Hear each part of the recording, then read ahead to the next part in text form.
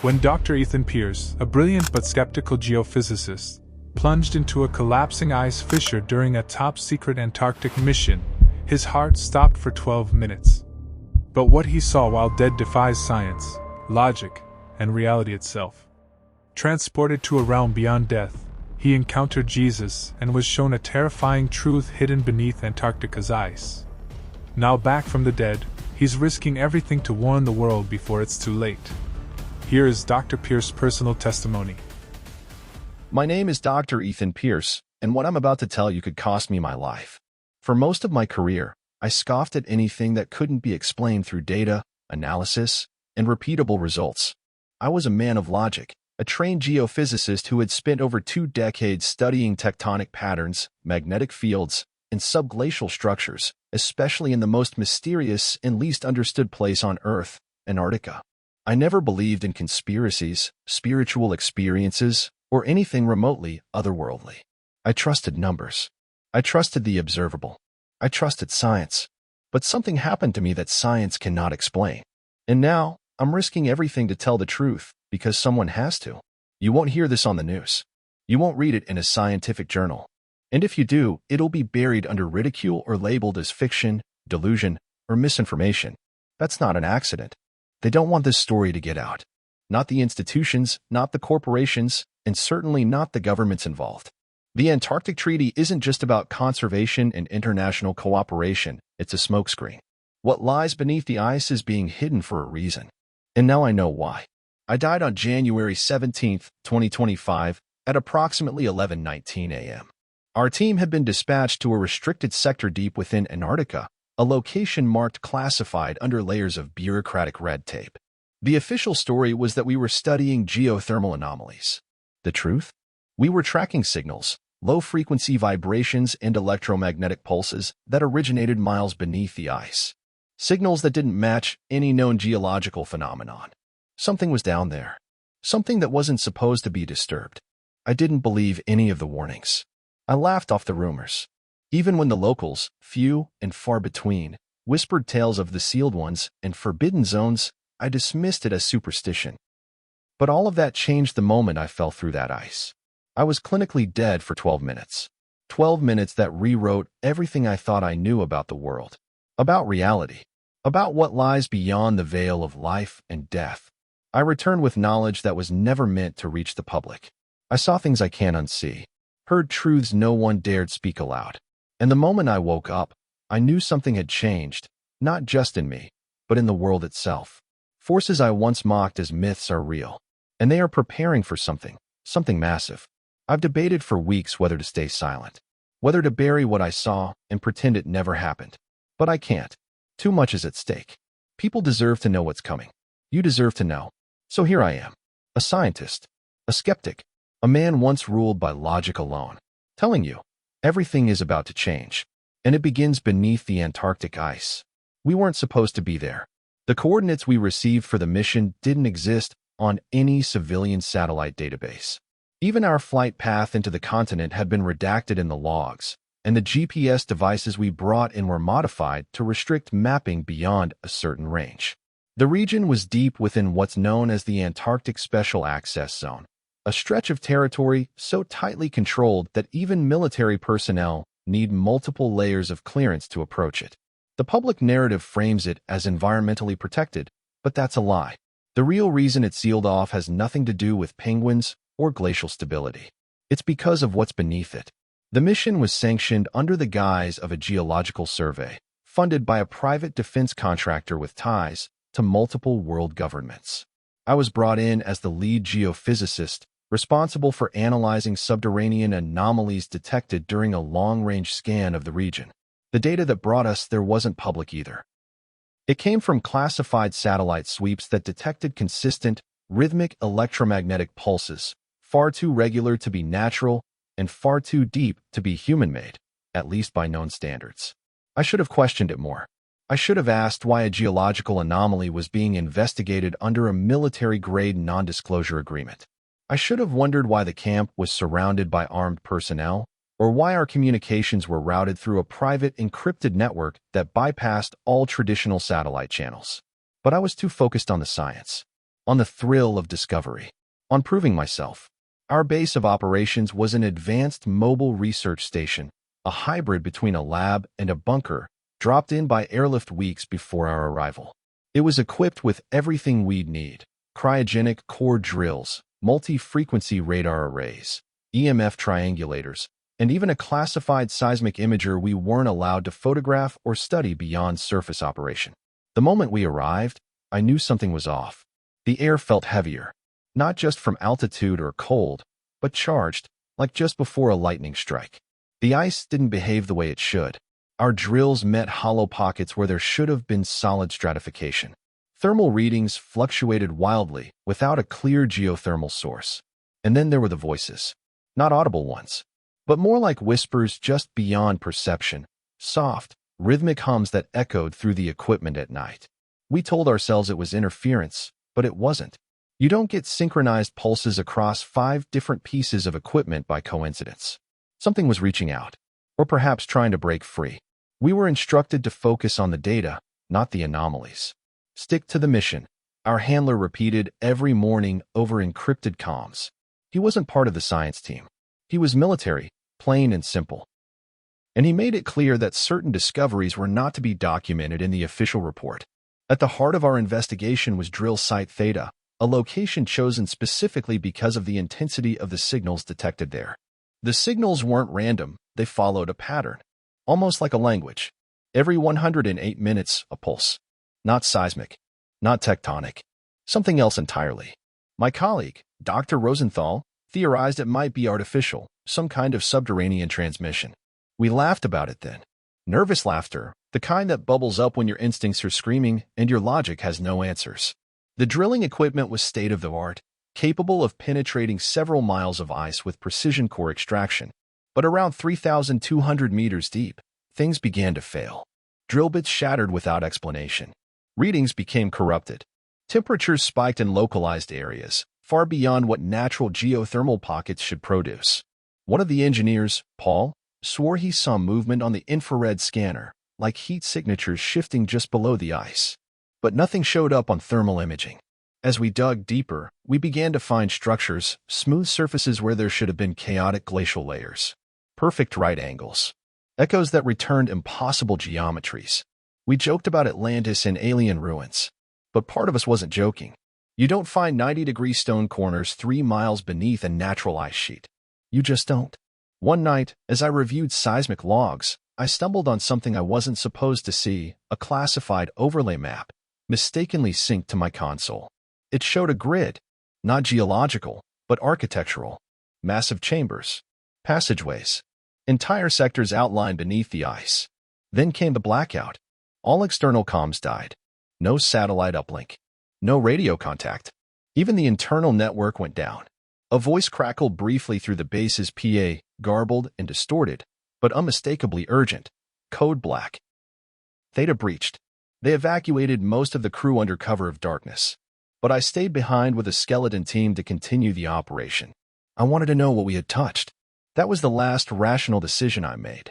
Because within 24 hours, the ground beneath us began to tremble, and I fell through the ice into a truth no one was meant to discover. At first, we chalked it up to interference. Antarctica is one of the harshest environments on Earth, and strange data readings aren't exactly unheard of out there. But the more we observed, the less sense it all made. Our instruments were detecting low-frequency vibrations coming from deep beneath the ice, too regular, too rhythmic to be anything natural. These weren't seismic tremors. They were pulses, almost like a heartbeat, and they occurred with unnerving precision, every 108 minutes, without fail. We logged the signals, analyzed the waveforms, and double-checked for equipment faults. But it wasn't the instruments. Something below us was generating those frequencies. The pulses didn't align with tectonic movement, geothermal activity, or any glacial shift models. And they weren't fading or scattering the way you'd expect in solid ice. It was as if the signal was moving through something hollow. That's when the malfunctions began. Our high-frequency ground-penetrating radar systems, which had been working flawlessly for days, suddenly started misfiring. Readouts glitched, image feeds froze, and temperature sensors began reporting thermal spikes hundreds of degrees above the freezing point, impossible under miles of glacial ice. Our GPS units would work one moment, then drift wildly off course the next. We ran diagnostics, replaced batteries, recalibrated the software, nothing fixed it. Then the radio signals came. At night, when the base was quiet and the wind had died down, we started picking up strange audio through the comm lines. Not static, not interference. These were whispers. Disjointed, distorted phrases, fragments of speech in no language we recognized. At first, we thought someone might be pranking us or that stray frequencies were bleeding through from another research station. But there were no stations within hundreds of miles, and the voices didn't stop. They grew clearer. I recorded one instance personally. It was 3:17 a.m., and I was reviewing radar logs when the main comms monitor came alive with soft, layered voices. It wasn't gibberish. It was structured, intentional. One phrase, in particular, repeated over and over. The seal is thinning. The watchers stir. I tried playing it back for the rest of the team the next morning, but the recording was gone, corrupted beyond recovery. No backup existed. Every digital trace had been wiped. Even more disturbing, some of the team began experiencing physical symptoms. Headaches, nausea, insomnia. One of the engineers, Emily, claimed she'd seen a shadow move across the snow in the middle of the night. Humanoid, tall, but gone the moment she turned her head. We dismissed it as stress or overwork, but we all felt it. A growing sense of unease that crept into our bones like the cold. Only this chill came from inside. Despite all my training, all my belief in reason, I couldn't shake the feeling that we were being watched. Not by satellites or spy planes. By something older. Closer. Beneath us. One night, while monitoring the seismic logs, I noticed a deviation. The 108-minute pulse had shifted. Not just once, but 3 times in a row. The spacing was irregular now, almost as if responding to something. I checked our drilling logs and realized the deviation had started exactly when our team breached a specific depth threshold, 3,888 meters. That was the moment everything started accelerating. The whispers came more frequently, and the electromagnetic surges grew stronger. Batteries drained in minutes. Our field sensors began spiking with electric charges, even though there was no storm, no atmospheric trigger. At one point, a drone launched to scout the ice cap simply dropped out of the sky mid-flight. When we recovered it, the onboard memory had been wiped clean. By now, even the most skeptical among us had stopped looking for rational explanations. Something unnatural was at play, and none of our tools or training had prepared us for it. I'd stare out over the ice fields at night and swear the sky shimmered wrong, as if something unseen pressed against the veil of our reality, just waiting for us to dig a little deeper. Still, we pressed on. Because despite the warnings, despite the whispers and the glitches and the shadows, we were scientists. And we wanted answers. We didn't realize until it was too late that the answers were never meant to be found. It happened faster than I could react. We were working at drill site Theta, surrounded by towering white silence. The sun hung low on the horizon, casting long, glassy shadows across the ice. The wind had died down, and the air was unnaturally still, as if the continent itself was holding its breath. I was walking back from the seismic tent, carrying a hard drive loaded with fresh scan data, when I felt it, a tremor. Subtle at first, just enough to make the snow underfoot shift unnaturally. Then the ice cracked. There was no warning, no loud boom or dramatic rupture. Just a sharp, sickening pop, like ice under strain finally giving way. I looked down and watched as a spider web of fractures burst outward beneath my boots. A beat later, the ground vanished. I was falling. There was no time to scream, no moment to process. 1 second I was on solid ice, the next I was tumbling into open air, surrounded by a blinding flurry of snow and shards of frozen light. The cold hit me like a truck, violent, all-consuming, like I'd plunged into liquid nitrogen. My breath vanished. My limbs locked up. I couldn't even brace for impact. But the impact never came. Or at least, not the way I expected. I kept falling, through layers of ice, past glowing blue walls slick with ancient frost. I caught flashes of what looked like smooth stone buried deep within the glacier, strange carvings etched along surfaces that should have been buried for millennia. Then it all blurred into blackness, and a pressure built in my chest like my lungs were being crushed from the inside. Time slowed. I remember thinking, this is it. I'm dying. But I didn't feel fear. Not at first. Just numbness. A heavy silence settled around me, thick and absolute. No wind. No sound. just the rush of blood in my ears, and even that began to fade. I was alone in the abyss. Then, something strange happened. As consciousness slipped away, I began to drift, not down, but out. It was like my awareness detached from my body. I could see again, but not with my eyes. I was hovering, watching the scene unfold as if suspended just above the ice. My body was lying crumpled near the base of the chasm, partially buried in a mound of shattered snow and debris. Blood bloomed slowly beneath me, freezing almost instantly in the bitter cold. My limbs were twisted unnaturally. One arm had snapped at the elbow, my helmet had cracked open. There was no doubt, I was dead. I should have panicked, screamed, tried to fight it, but I didn't. I felt nothing. No pain, no weight, just a kind of detached clarity, like I was observing someone else's death. And then I saw them. My team. They were above the fissure, peering down in horror, shouting my name. I could hear them now, though the sound came muffled, like through thick glass. A rescue line was lowered. Someone, Paul, I think, was trying to descend. Emily was sobbing into her radio, her voice cracking as she repeated the emergency call over and over. Dr. Pierce is down. He's not moving, no response. Jesus, someone help us. I wanted to tell them I was okay, that I could see them. But I had no voice, no body to move. I was simply there, suspended between two worlds. And that's when I saw something else. Figures, standing at the edge of the chasm, just beyond where the sunlight touched. At first, I thought it was my vision playing tricks on me. But they were there. Tall. Still. Cloaked in white. They weren't dressed in parkas or survival suits. Nothing like us. They glowed faintly, their outlines flickering like candle flames in the wind. And they were watching. Not with panic. Not with concern. But with knowing. I turned, instinctively searching for something. Anything, to anchor me. But the ice, the sky, my team, it all began to fade. A new light emerged behind me. Warmer than the Antarctic sun, impossibly bright, yet not blinding. It pulsed with energy, humming with a frequency I felt more than heard. And I was being pulled toward it. The cold, the pain, the fear, they vanished. All that was left was a sensation I can only describe as weightless surrender. A peace so profound, it made everything else feel like noise. Then, just before the light fully enveloped me, I glanced back one last time. My body was still there, broken, unmoving. My team still fighting to reach me. But something else had arrived. Shadows, crawling along the ice, whispering where no wind stirred. They slithered like smoke, unseen by the living, but unmistakable to me.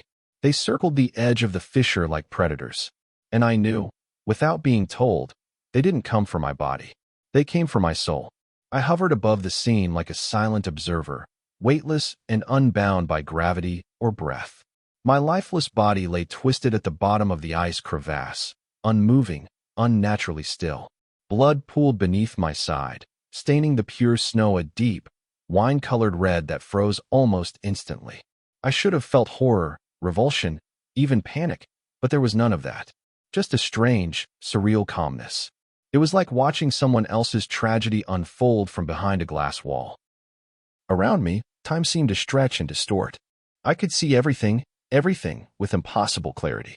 My senses were heightened, but no longer physical. I wasn't hearing with ears or seeing with eyes. I simply knew. The bitter cold no longer touched me. My broken bones, crushed ribs, and frozen lungs meant nothing here. I had stepped outside the bounds of flesh. My team scrambled above the chasm. Paul and Emily were shouting orders, trying to set up the rescue winch.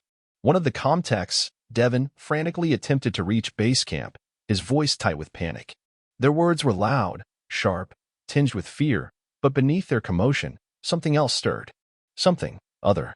The radio, still clipped to my shattered parka, crackled. Not with static, but with a voice. No, not a voice, a chorus. Layered tones, vibrating just below the threshold of human hearing. It wasn't speaking in English. It wasn't even a language I could identify. But I understood it. Not intellectually. Instinctively. The gate fractures. The ward is thinning. The watcher sleeps no more. The voices echoed in my mind like a vibration through bone. I looked up. No, not with eyes, but with something deeper, and that's when I saw them. 3 figures, standing silently along the ridge of the crevasse, bathed in a soft, white luminescence. They didn't speak, didn't move. Their forms shimmered slightly, like heat waves off pavement. They had no discernible features, but radiated a power that shook me to my very core. They weren't human. They weren't angels, at least not like anything I'd imagined. But they were there watching. And they weren't alone. In the corners of the scene, slithering across the ice like smoke, came the dark ones. Shadows with form. Their shape shifted with every second, never fully solid, yet undeniably present. They drifted around the edges of my team, unseen, unfelt, but hungry. They whispered in the same vibrating language, though darker, colder. Not words. Intentions. I could feel what they wanted. Fear. Despair. Access. They moved like vultures circling a battlefield, drawn to the moment death cracked open a passage between worlds. They couldn't touch the living. Not yet, but they could surround them, press in, influence. Their presence sent a chill through the spiritual space I now occupied. Even without a body, I recoiled instinctively. One of them slithered close to my body.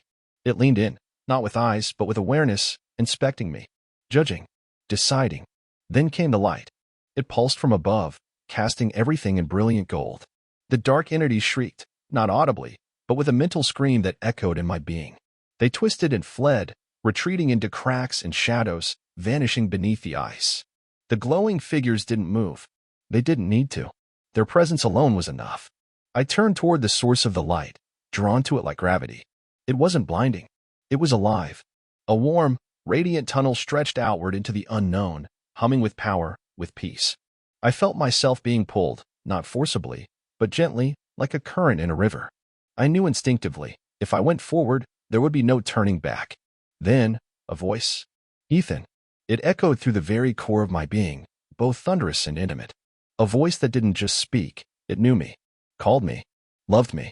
The moment I heard it, every belief I'd ever held, every doubt, every theory, every defense I had built as a man of science, shattered. I didn't need to ask who it was. I already knew. And he was waiting for me just beyond the light. The light pulled me, not with force, but with invitation. It wasn't just illumination, it was alive. It pulsed with warmth, with peace, with something I had no scientific term for. I was drifting toward it, weightless and unbound, and the farther I moved from my broken body, the more everything I'd ever known faded away. There was no fear, no confusion, no panic, only an overwhelming sense of being known. Not just observed or understood, but completely, utterly known. Every thought I'd ever had, every fear I'd buried, every regret I carried, it was all laid bare before the presence I was approaching. And still, I was loved. The tunnel wasn't narrow like the ones you see in movies. It stretched infinitely in all directions, a vast corridor of flowing light that shimmered with colors I had no words for. They danced, merged, sang not with sound, but with emotion. It was like the very air was alive, humming with harmony and memory, like I was moving through the breath of eternity itself. And then I stopped. The motion ceased, though I hadn't felt myself walking or flying or even moving in the physical sense. I was just there standing, but not on the ice, not in the chasm, somewhere else. The surface beneath my feet was solid, but not earthly. It pulsed faintly with energy, like the floor itself was a living part of this realm. And then he appeared. At first, it was just light, a brilliance so pure and powerful that it seemed to fold space around it. But as I focused, I began to see a form within the radiance. A man, clothed in white so bright it shimmered like lightning, with a presence so immense, so overwhelming, that I felt my very essence tremble. His face was familiar and foreign all at once. Not because I recognized features, but because every fiber of my being recognized him. His eyes, God, those eyes, were unlike anything I've ever seen. Deep wells of love and sorrow, of power and peace. They didn't just look at me, they looked into me, past the flesh, past the soul, into the eternal imprint of who I was. Ethan. When he spoke, his voice wasn't heard, it was experienced. Like thunder wrapped in velvet, echoing in every molecule of my being. The sound carried with it a weight of truth that obliterated all doubt. You were not meant to die yet. There is something you must see. I fell to my knees, not because I was told to, but because there was no other response possible. In his presence, I was fully exposed, yet not condemned. My arrogance, my pride, my unbelief, it all crumbled like dust in the face of such compassion. I don't understand, I whispered, my voice more thought than sound. I'm a scientist. I didn't believe in any of this. His expression softened, eyes filled with immeasurable love. And yet here you are. Tears I didn't know I could still shed streamed down my face, though I had no body to produce them. It was as if my soul wept in realization that all my years of searching, of digging, of trying to quantify the universe had only scratched the surface of what was truly real. He extended his hand to me, not forcefully, but patiently. An invitation, not a command. What you have discovered beneath the ice was not meant to be found. And yet, it has begun. Flashes surged through my mind, visions of the drilling site, the signals, the malformed shadows beneath the surface. My team, the glitching instruments, the whispers. I saw it all again, and this time I understood. We had triggered something, broken a boundary that had held for millennia. But what is it? I asked, my voice trembling. What's under there? Why was it hidden? He looked away for a moment, and in that brief silence, I sensed sorrow deeper than anything I'd ever known. Because what lies beneath is older than man, and not of this world. It was sealed for your protection. A chill ran through my spirit. Then why are you showing me this? Why me? He turned back to me, and his gaze pierced the core of who I was. Because you searched for truth. And now you must carry it. My heart, or whatever now beat within me, ached under the weight of those words. I wasn't worthy. I didn't understand enough. I had doubted him my whole life. And yet, here he was, trusting me with something so vast, so terrifying, that it threatened to collapse my entire framework of reality. Will they believe me? I asked. He was silent for a moment, then spoke softly. Some will. Most won't. But that is not your burden. Your burden is to tell them. What they do with the truth is theirs to answer for. I nodded slowly, though my mind swirled with questions. I wasn't ready. I wasn't enough. But somehow, that didn't seem to matter. He extended his hand again. Come, Ethan. There is more I must show you. And without hesitation, I took it. The moment I took his hand, the world around me changed. The radiant corridor of light faded, replaced by a vast expanse, silent, still, and infinite. I wasn't standing on anything, yet I felt anchored. I wasn't flying, yet I floated. Beside me, Jesus remained, a constant presence of strength and peace, his gaze locked ahead, unwavering. Then the view formed before us. Earth, suspended in space, turning slowly, serene and beautiful in its isolation. But this wasn't the Earth I knew. It shimmered, not with sunlight, but with layers, dimensions of light and shadow layered over its surface like veils. Some glowed with divine brilliance. Others pulsed with something darker, buried and waiting. I saw points of brightness scattered across the globe, places of prayer, of resistance, of truth. But I also saw flickering clouds, like smoke made of deception, spreading across cities, nations, and entire regions. And then I saw it, Antarctica. From this divine vantage point, it looked different. Not the barren, featureless white wasteland seen in satellite images, but a fortress, a perimeter, a wall. It curved around the base of the continent like the rim of a colossal, ancient vessel, its edges too perfect, too deliberate. The ice rose in sheer cliffs, not formed, but placed. What is this? I asked, barely able to speak the words. Jesus turned his gaze toward the ice and responded. What you see now is how it has always been, before men were taught to forget. As I looked closer, the scale of it overwhelmed me. The walls were not formed by nature. They were smooth, uniform in height, stretching for thousands of miles in a perfect boundary around something at the continent's core. This wasn't glacial drift. It was architecture, construction, design. These aren't natural, I said, more a realization than a question. No, he answered, they are seals.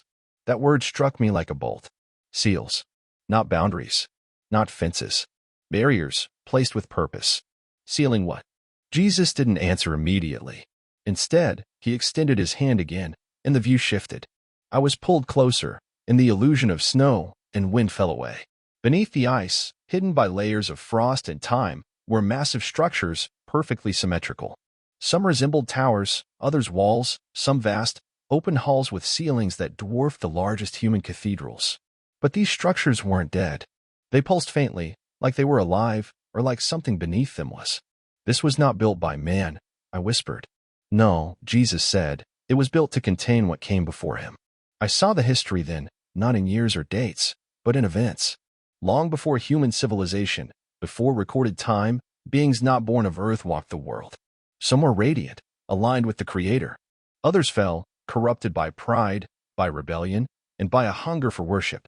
Those who fell were cast down, not into fire, but into imprisonment, beneath the earth, beneath the ice.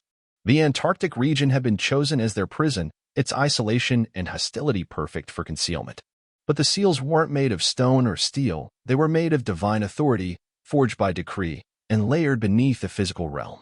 The ice walls the world believes are just nature's extremes? They are the outermost layer of a cosmic lock. I felt my spirit tremble. All this time, I said, we thought it was just snow and ice, a dead continent. Jesus nodded solemnly. That was the deception. Not to hide what was there, but to keep men from looking too closely. And now we've started drilling, I said quietly, my mind racing. We're breaking the seals. Yes, he said. Not all at once, but cracks have formed. Each one weakens the boundary. Visions rushed through my consciousness. Teams of scientists cheering as drills reached new depths, leaders in hidden rooms examining core samples glowing with unnatural energy, whispers of ancient knowledge rediscovered. But what I saw beneath it all was a deep arrogance. The belief that man could uncover anything, touch anything, without consequence. What's down there? I asked, already dreading the answer. Jesus looked at me, his eyes filled with sorrow. They are the first deceivers, the oldest enemies. And they are not dead, only bound. A new image took shape, a city, buried beneath miles of ice, larger than any on Earth. Its architecture was impossible, shifting, alive. It twisted my perception just looking at it. At its center stood a throne, not of gold or jewels, but of a black material that seemed to absorb light. And surrounding it were figures, chained, sleeping, but stirring. They didn't look human. They didn't look alien. They looked wrong. They will rise. I asked, my voice breaking. If the seals are broken, yes. And the world will not see them for what they are. Not at first. I turned away, unable to process the enormity of it. Everything I had believed about our world, about history, about truth, it was all incomplete. We had been walking on top of a prison, blind to the monsters sleeping below. Why show me this? I asked him again, desperate. What can I do? He placed a hand on my shoulder. Because you've seen the deception with your own eyes. And now, you must warn those who still believe the lie. I looked back toward Earth, toward Antarctica, toward the shimmering seal that humanity was inching closer to shattering. And I knew everything was about to change. Jesus raised his hand, and again the vision shifted. I was no longer hovering above the earth, but moving, descending. Through ice. Through time. Through layers not just of matter, but of memory and meaning. We passed strata of rock and glacial frost, ancient fossils and frozen lakes, until we reached something entirely other. It wasn't a cave. It wasn't a ruin. It was a city, a vast, impossible expanse buried miles beneath the Antarctic surface. No human eye had ever seen it, and no mind could have fully prepared for what it contained. The architecture broke every rule of physics and geometry. Towers spiraled in directions that defied gravity. Archways bent inwards and outwards at once. The materials shimmered and rippled, not like metal or stone, but like solidified energy. The structures weren't simply constructed, they were grown. Alive, in some strange, pulsing way. Every wall breathed. Every floor resonated. This city wasn't abandoned. It was sleeping. I stood in silence, awestruck and horrified. I had spent a lifetime studying the Earth's secrets, but this place, this impossible domain, was beyond anything I'd ever imagined. Jesus gestured toward a colossal structure in the distance, a dark monolith at the heart of the city. It rose higher than any skyscraper, but it didn't shine or reflect light. It consumed it. Shadows clung to it like vines, and the closer we drew, the colder I felt. This is the throne, Jesus said, his voice low and sorrowful. It does not belong to man, nor does the one who seeks to reclaim it. I didn't want to approach. Every instinct screamed that I wasn't supposed to be here. Yet we moved forward, drawn by some divine imperative. As we neared the base of the monolith, I saw them, the entities. They lay in alcoves and chambers carved into the stone itself. Enormous, coiled forms with limbs and faces that shifted when I tried to focus on them. Their shapes refused to stay constant, tentacled, winged, crowned, humanoid, and yet grotesquely inhuman all at once. Their skin, if it could be called that, was etched with glowing sigils that pulsed faintly, like circuitry running with corrupted power. They weren't dead. They were sealed. And they were aware of us. I could feel their minds pressing against mine, like an itch beneath the skull. Intelligent. Ancient. Hungry. Their thoughts weren't words. They were urges, suggestions, whispers soaked in deceit. They didn't speak with noise. They invaded. One of them turned its head, or what resembled a head, toward me. Its eyes opened, revealing spirals within spirals of impossible color. My spirit recoiled, but Jesus stepped between us, his light flaring like a shield. They cannot harm you while the seals remain intact, he said, but they are reaching, probing, preparing. I forced myself to look away, trembling. What are they? Fallen ones, he said, the first rebels. Imprisoned here after the war in the heavens. They were not destroyed, merely restrained. Until man, in his pride, began to dig too deep. Suddenly, I saw flashes, real-world moments. Scientists in secret labs studying recovered artifacts etched with the same symbols I'd seen on the entities. Engineers testing devices powered by unknown energy. Politicians reviewing maps marked with the same sigils. Leaders shaking hands behind closed doors. They know, I whispered. Jesus nodded. Not all, but some. Secret circles. Influential powers.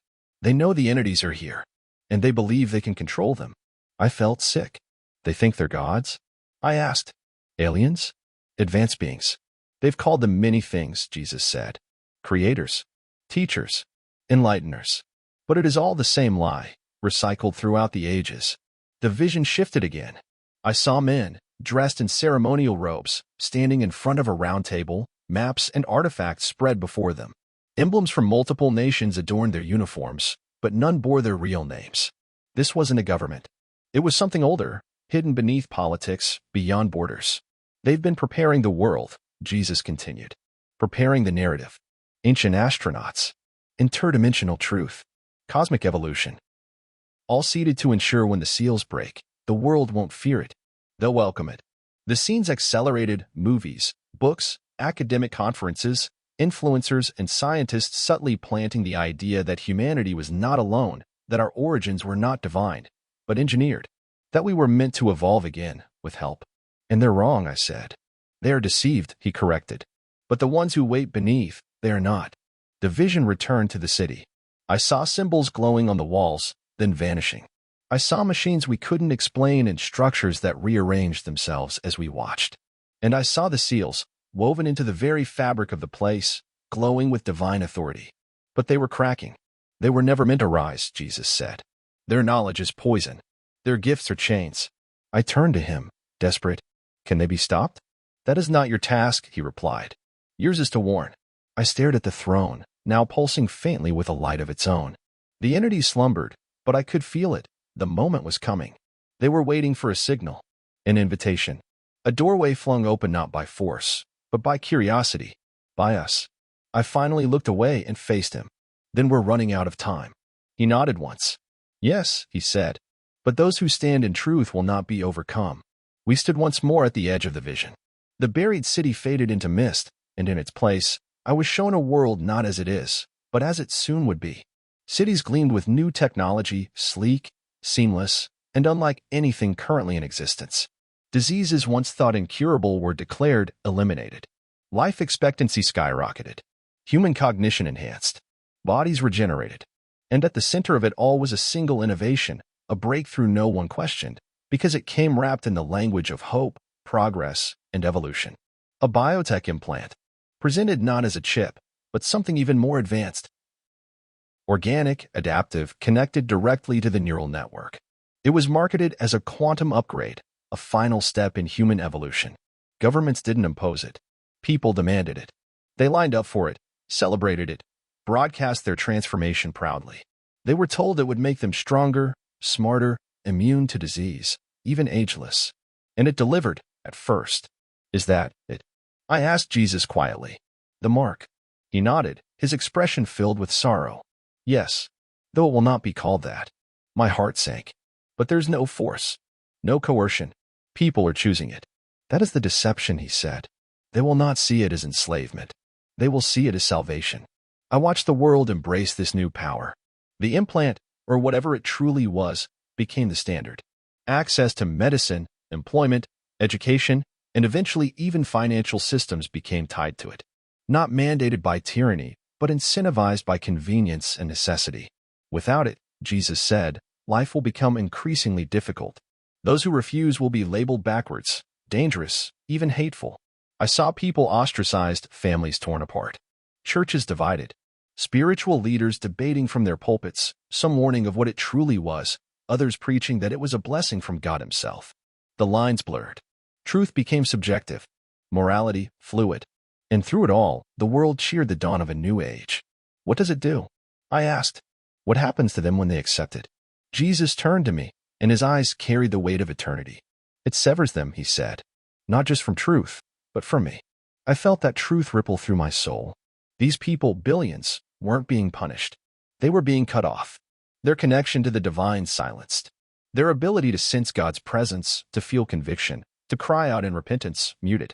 Not because they were forced, but because they chose to exchange their created identity for something synthetic. The enemy will not take their souls by force, Jesus continued. He will convince them to give them away. I saw it then not as judgment, but as consequence. Like a branch severed from the tree, withering though it still appeared alive. These people walked and spoke and laughed and created, but their spirits were hollow. The light inside them flickered and then went out. And still, they celebrated. This is worse than a lie, I said. It's a choice wrapped in a promise. Jesus nodded solemnly. And the world will call it love. Tears filled my eyes. Then how do we stop it? You cannot stop what has been foretold, he said. But you can awaken those who will listen. Not all will follow the crowd. Some will remember the truth. Some will stand. That is why you must speak. I looked back toward the world in the vision, brilliant on the surface, hollow beneath. A counterfeit Eden.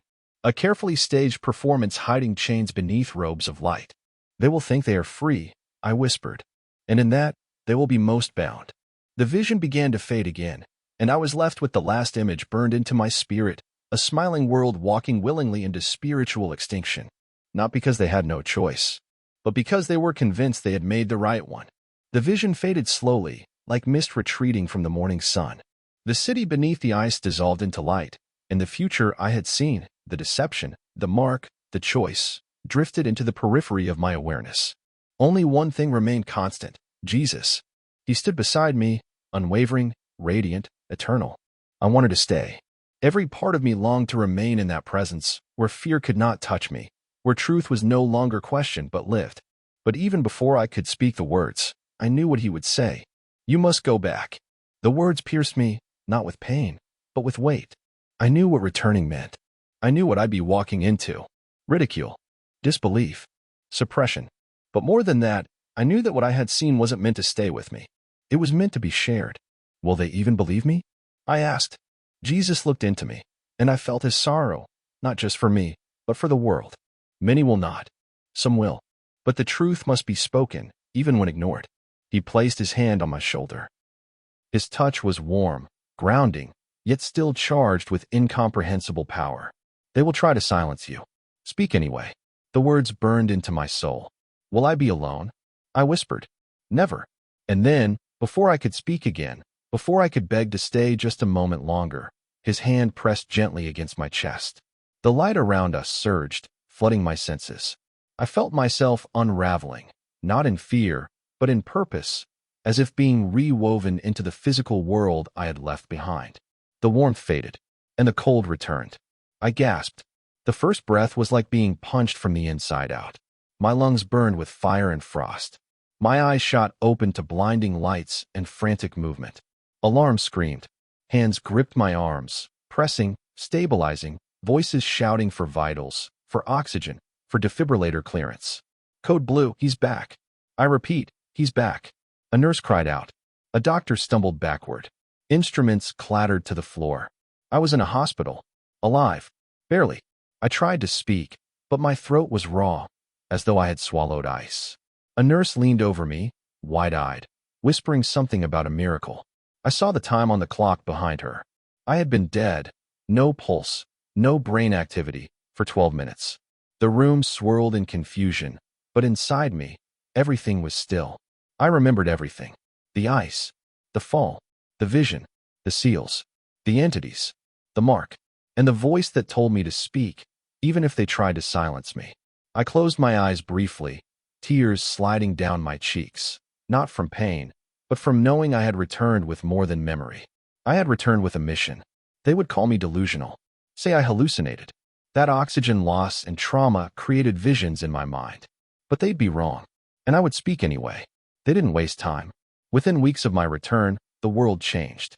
Headlines began to trickle out, first as fringe stories. Unusual magnetic anomalies detected beneath Antarctic ice. Scientists discover ancient structures in Antarctica, possible extraterrestrial traces found in core samples. The language was cautious, speculative. But I recognized it for what it was. They were testing the waters, gauging the reaction. And when no one pushed back, the floodgates opened. Major networks began reporting on the historic discoveries under the ice. Experts appeared on primetime television, talking about the potential for a new understanding of our origins. It was framed as exciting, revolutionary, hopeful. They never mentioned the sealed city, or the entities, or the truth. Instead, they spun a narrative, one carefully designed to appeal to human pride. What if our creators weren't divine, but advanced? Could we be part of a cosmic family waiting to be reunited? The public ate it up. Documentaries aired. Influencers weighed in. A global buzz formed overnight. And behind it all, I could see the fingerprints of those who knew. The ones who had kept it hidden. The ones who had always planned to release it on their terms. I watched it unfold from the sidelines, screaming into a void. I tried interviews, online posts, even private meetings with colleagues from the mission. Most wouldn't speak to me. Some were terrified. Others had already changed their tone, parroting the official message. The deeper I pushed, the more resistance I met. Until the threats started. Anonymous messages. Tampered devices. Surveillance vehicles parked across from my home for days at a time. I knew what they were doing. They wanted me to shut up. But I won't. Because this isn't just about truth anymore. It's about souls. So, if you're reading this, I beg you, do not believe what they tell you. When they say the beings beneath the ice are enlightened guides, do not believe it. When they offer you healing, immortality, connection, do not take it. When they promise unity, evolution, transcendence, do not follow. This is not a gift. It's a trap. The final deception, centuries in the making, is here. And it is wrapped in light. They will not force you to choose evil.